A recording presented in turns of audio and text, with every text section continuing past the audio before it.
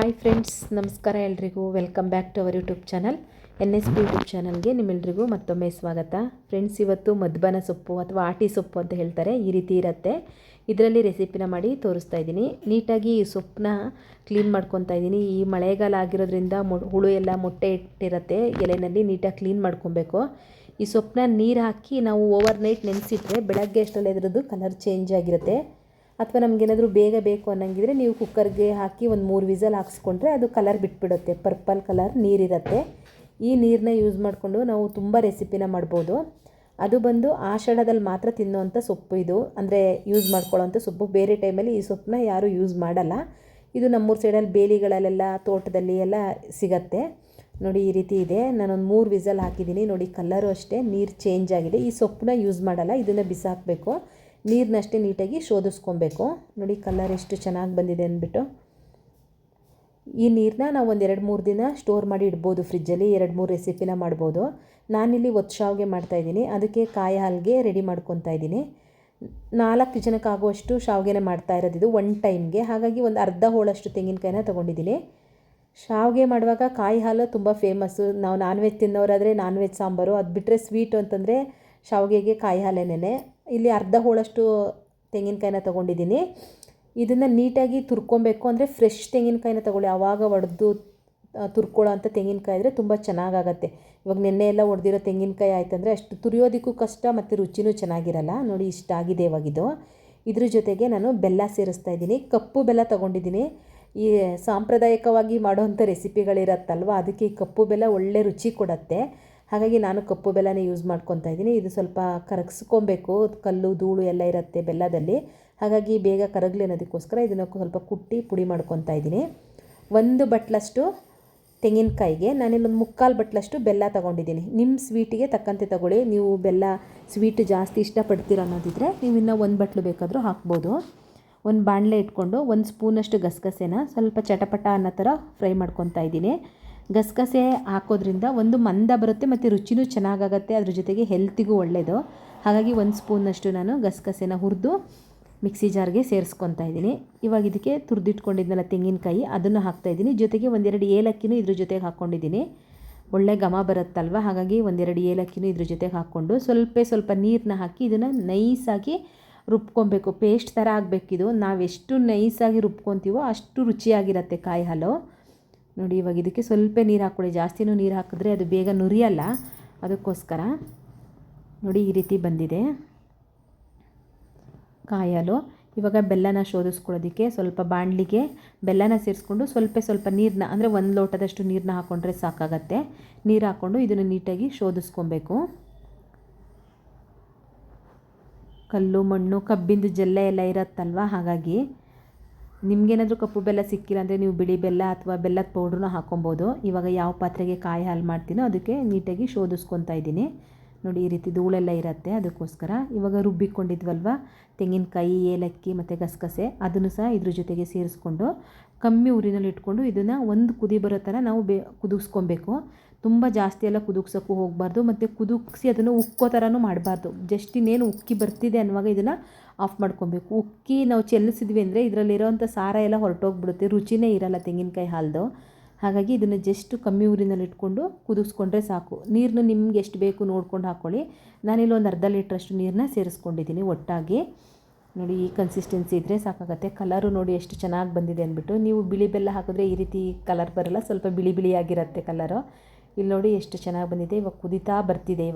ಇವಾಗ ಇಷ್ಟ ಆದರೆ ಸಾಕು. ಇವಾಗ ಇದನ್ನು ಆಫ್ ಮಾಡ್ಕೊತಾ ಇದ್ದೀನಿ.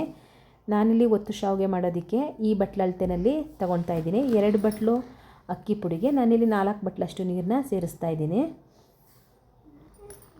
ಈ ಆಷಾಢದಲ್ಲಿ ಮಾಡೋವಂಥ ರೆಸಿಪಿ ಇದು. ಮತ್ತು ಬೇರೆ ಟೈಮಲ್ಲಿ ಈ ಸೊಪ್ಪನ್ನ ಯಾರೂ ಯೂಸ್ ಮಾಡಲ್ಲ. ನಮ್ಮ ಸೈಡ್ ಗದ್ದೆ ತೋಟ ಸೈಡಲ್ಲೆಲ್ಲ ಸಿಗುತ್ತೆ ಇದು. ಈ ಟೈಮಲ್ಲಿ ನೀವು ಮಡಿಕೇರಿ, ಸಕಲೇಶಪುರ ಈ ಸೈಡಲ್ಲಿ ಹೋದರೆ ಸಿಟಿಗಳಲ್ಲಿ ಮಾರ್ತಾ ಇರ್ತಾರೆ ಈ ಸೊಪ್ಪನ್ನ. ಇವಾಗ ಸಂತೆನಲ್ಲಿ ಬೇರೆ ಸೊಪ್ಪೆಲ್ಲ ಯಾವ್ದು ರೀತಿ ಸಿಗುತ್ತೆ ಆ ರೀತಿ ಈ ಸೊಪ್ಪನ್ನ ರೋಡ್ ಸೈಡಲ್ಲೆಲ್ಲ ಮಾರ್ತಾ ಇರ್ತಾರೆ. ಹಳ್ಳಿಗಳಲ್ಲೆಲ್ಲ ಸಿಗತ್ತೆ, ಅಂದರೆ ಸಿಟಿಗಳಲ್ಲಿರೋರಿಗೆ ಸಿಗಲ್ಲಲ್ಲ. ಹಾಗಾಗಿ 1 ಸ್ಪೂನ್ ತುಪ್ಪ ಅಥವಾ ಎಣ್ಣೆ ಯಾವ್ದು ಬೇಕಾದರೂ ಹಾಕ್ಕೊಬೋದು. ಒಂದಕ್ಕೊಂದು ಶಾವಿಗೆ ಎಳೆಗಳು ಅಂಟಬಾರ್ದು ಅನ್ನೋದಕ್ಕೋಸ್ಕರ ಈ ತುಪ್ಪ ಅಥವಾ ಎಣ್ಣೆನ ಸೇರಿಸ್ತಾ ಇದ್ದೀನಿ. ಇವಾಗ ನೀಟಾಗಿ ಇದು ಕುದಿ ಬಂದಮೇಲೆ ಇದಕ್ಕೆ ಹಿಟ್ಟನ್ನ ಸೇರಿಸ್ತಾ ಇದ್ದೀನಿ. 2 ಬೌಲಷ್ಟು ಹಿಟ್ಟನ್ನ ತೊಗೊಂಡಿದ್ದೀನಿ. ನೀಟಾಗಿ ಇದನ್ನು ಹಿಟ್ಟು ಹಾಕಿ ಮಿಕ್ಸ್ ಮಾಡ್ಕೋಬೇಕು, ಗಂಟು ಆಗದಿಲ್ದಿರೋ ಥರ. ಸಾಧಾರಣಕ್ಕೆ ಇದು ಗಂಟಾಗಲ್ಲ. ನೀಟಾಗಿ ಮಿಕ್ಸ್ ಮಾಡಿಕೊಂಡು ಕೈಯಲ್ಲೇ ಇದನ್ನು ನಾದ್ಕೊಬೇಕಾಗುತ್ತೆ. ನೋಡಿ, ಹಿಟ್ಟು ನೀರು ಜೊತೆಗೆ ನೀಟಾಗಿ ಮಿಕ್ಸ್ ಆದಮೇಲೆ ಇದನ್ನು ಒಂದು 5 ನಿಮಿಷ ಇದನ್ನು ಮುಚ್ಚಳ ಮುಚ್ಚಿ ಸಿಮ್ಮಲ್ಲಿಟ್ಟು ಹಾಗೆ ಬಿಟ್ಬಿಡಬೇಕು. ಇದು ಬಿಸಿಗೇ ಬೇಯ್ಕೊಳ್ಳುತ್ತೆ. ಒಂದು 5 ನಿಮಿಷ ಆದರೆ ಸಾಕಾಗುತ್ತೆ. ಕೊನೆಗೆ ಇದನ್ನು ನೀವು ಸ್ವಲ್ಪ ಒದ್ದೆ ಕೈ ಮಾಡಿಕೊಂಡು ಇದನ್ನು ಮುಟ್ಟು ನೋಡಿದ್ರೆ ಗೊತ್ತಾಗುತ್ತೆ. ನೋಡಿ, ಈ ರೀತಿ ಅಂಟ್ತಾ ಇಲ್ಲ ಅಂತಂದರೆ ಇದಾಗಿದೆ ಅಂದ್ಬಿಟ್ಟು. ಇವಾಗ ಇದನ್ನೆಲ್ಲ ಒಂದು ಪಾತ್ರೆಗೆ ಶಿಫ್ಟ್ ಮಾಡ್ಕೊತಾ ಇದ್ದೀನಿ. ಇದನ್ನು ನೀಟಾಗಿ ನಾದ್ಕೊಬೇಕು. ನಿಮಗೆ ಕೈಯಲ್ಲಿ ಮುಟ್ಟೋಕ್ಕಾಗುತ್ತೆ ಅನ್ನೋವರೆಗೂ ನೀವು ಅಷ್ಟು ಬಿಸಿ ಆಗೋವರೆಗೂ ಸ್ಪೂನ್ ಸಹಾಯದಿಂದನೇ ಈ ರೀತಿ ನಾದ್ಕೊಂಬನ್ನಿ. ಯಾವಾಗ ನಿಮಗೆ ಕೈಯಲ್ಲಿ ಮುಟ್ಟೋಕ್ಕಾಗುತ್ತೆ, ಬಿಸಿ ಅಷ್ಟೊಂದಿಲ್ಲ ಅನ್ನಿಸುತ್ತೋ ಆವಾಗ ಕೈಯಲ್ಲಿ ನೀಟಾಗಿ ನಾದ್ಕೊಬೇಕು. ನಾವು ಎಷ್ಟು ನೀಟಾಗಿ ನಾದ್ತೀವಿ ಅಷ್ಟು ನೀಟಾಗಿ ಶಾವಿಗೆನೂ ಬರುತ್ತೆ. ನೋಡಿ, ಇವಾಗ ಇಷ್ಟ ಆಗಿದೆ. ಇವಾಗ ಇದನ್ನು ಉಂಡೆ ಆಗಿ ಮಾಡ್ತಾಯಿದ್ದೀನಿ. ಮತ್ತು ಇದನ್ನು ಬೇಯಿಸಬೇಕು. ಉದ್ದುದ್ದವಾಗಿ ಮಾಡೋದ್ರಿಂದ ನಾವು ಶಾವಿಗೆ ಒರಳಿಗೆ ಹಾಕೋದಕ್ಕೆ ಈಸಿ ಆಗುತ್ತೆ ಅನ್ನೋದಕ್ಕೋಸ್ಕರ ಎಲ್ಲ ಉದ್ದುದ್ದಾಗಿ ಮಾಡಿಟ್ಕೊಂಡಿದ್ದೀನಿ. ಇದನ್ನು ಕಳಸ್ಗೆ ಅಥವಾ ಇಡ್ಲಿ ಪಾತ್ರೆ ಯಾವುದ್ರಲ್ಲಾದ್ರೂ ಬೇಯಿಸ್ಬೋದು. ಒಂದು ಮಿನಿಮಮ್ ಅಂದರೆ ಒಂದು 15ರಿಂದ 20 ನಿಮಿಷ ಬೇಯಿಸ್ಕೊಂಡ್ರೆ ಸಾಕಾಗತ್ತೆ. ಇದು ನಾನು ಇಡ್ಲಿ ಪಾತ್ರೆನಲ್ಲಿ ಹಾಕಿರೋದ್ರಿಂದ ಅದರದ್ದು ವಿಸಲ್ ಬರುತ್ತೆ, ಗೊತ್ತಾಗುತ್ತೆ. ಹಾಗೂ ಗೊತ್ತಾಗಿಲ್ಲ ಅಂತಂದರೆ ಒಂದು 15 ನಿಮಿಷ ನೀವು ಕಳಸ್ಗೆನಲ್ಲಿ ಬೇಯಿಸ್ಕೊಂಡ್ರೆ ಸಾಕಾಗುತ್ತೆ. ಅಥವಾ ಕುಕ್ಕರಲ್ಲಿ ನೀರಿಟ್ಟು ಹಬೆನಲ್ಲಿ ಬೇಯಿಸ್ಕೊಟ್ರೆ ಆಯ್ತಷ್ಟೇ. ಇದು ಹಬೆನಲ್ಲಿ ಬೇಯಿಸ್ಕೊಂಡಾದ್ಮೇಲೆ ಇದು ಬಿಸಿ ಬಿಸಿ ಇರುವಾಗಲೇ ನಾವು ಇದನ್ನು ಶಾವಿಗೆ ಮಾಡ್ಕೊಬೇಕು. ನೋಡಿ, ಇವಾಗ 15 ನಿಮಿಷ ಆಗಿದೆ. ಇವಾಗ ಒಂದು ಶಾವಿಗೆ ಒರಳಿಗೆ ಸ್ವಲ್ಪ ಎಣ್ಣೆ ಅಥವಾ ತುಪ್ಪ ಏನಾದರೂ ಹಾಕ್ಕೊಬೋದು. ನನ್ನ ಹತ್ರ ಇಲ್ಲಿ ಶಾವಿಗೆ ಒರಳು ಇರಲಿಲ್ಲ, ಹಾಗಾಗಿ ನಾನು ಚಕ್ಲಿ ಒರಳು ಇರುತ್ತಲ್ಲ ಅದರಲ್ಲಿ ಮಾಡ್ತಾಯಿದ್ದೀನಿ. ಈ ರೆಸಿಪಿನ ಮೇಯ್ನಾಗಿ ಊರ ಕಡೆ ಸೈಡು ಅದು ಆಷಾಢದಲ್ಲೇ ಯಾಕೆ ಮಾಡ್ತಾರೆ ಅಂತಂದರೆ, ಆಷಾಢದಲ್ಲಿ ತುಂಬ ಗಾಳಿ ಮಳೆ ಎಲ್ಲ ತುಂಬ ಇರುತ್ತೆ. ತುಂಬ ಜನಕ್ಕೆ ಹೆಲ್ತ್ ಅಪ್ಸೆಟ್ ಆಗೋದು ಇದೇ ಟೈಮಲ್ಲಿ. ಈ ಸೊಪ್ಪು ತುಂಬ ಹೀಟು, ಬಾಡಿಗೆ ತುಂಬ ಹೀಟ್ ಆಗುತ್ತೆ.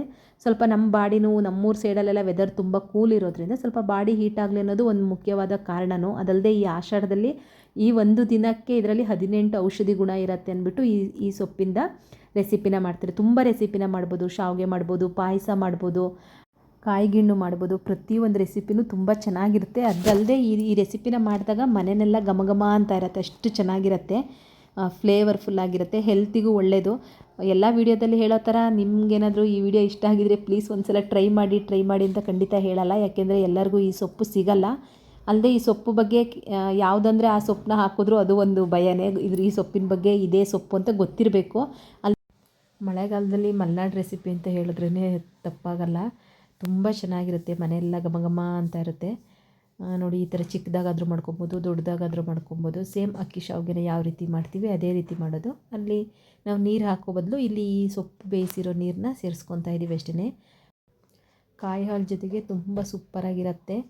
ಅಲ್ಲದೆ ನಿಮಗೇನಾದರೂ ಇದು ಶಾವಿಗೆ ಒಳ್ಳ ಇಲ್ಲ ಅಥವಾ ಚಕ್ಲಿ ಒಳ್ಳಲ್ಲಿ ಮಾಡ್ತಾಯಿದ್ದೀವಿ ಅಂತಂದರೆ ನಿಮಗೆ ಅದರಲ್ಲಿ ಬಿಲ್ಲೆಗಳಿರುತ್ತೆ. ನಿಮ್ಗೆ ಯಾವ ಬಿಲ್ಲೆ ಬೇಕೋ, ಯಾವ ಸೈಜಿದ್ದು ಬೇಕೋ ಆ ರೀತಿ ಹಾಕಿ ಮಾಡ್ಕೊಬೋದು. ತುಂಬ ಚೆನ್ನಾಗಿರುತ್ತೆ. ನಿಮಗೆ ಯಾವ ರೀತಿ ಕುಕ್ಕಿಂಗ್ ವಿಡಿಯೋನ ನೋಡೋದಕ್ಕೆ ಇಷ್ಟ ಆಗುತ್ತೆ ಅನ್ನೋದನ್ನ ದಯವಿಟ್ಟು ಕಮೆಂಟ್ ಮಾಡಿ ಹೇಳಿ. ನಾನು ಖಂಡಿತ ಆ ರೆಸಿಪಿನ ನಿಮ್ಮ ಜೊತೆ ಶೇರ್ ಮಾಡ್ಕೊಳ್ಳೋದಕ್ಕೆ ಇಷ್ಟಪಡ್ತೀನಿ.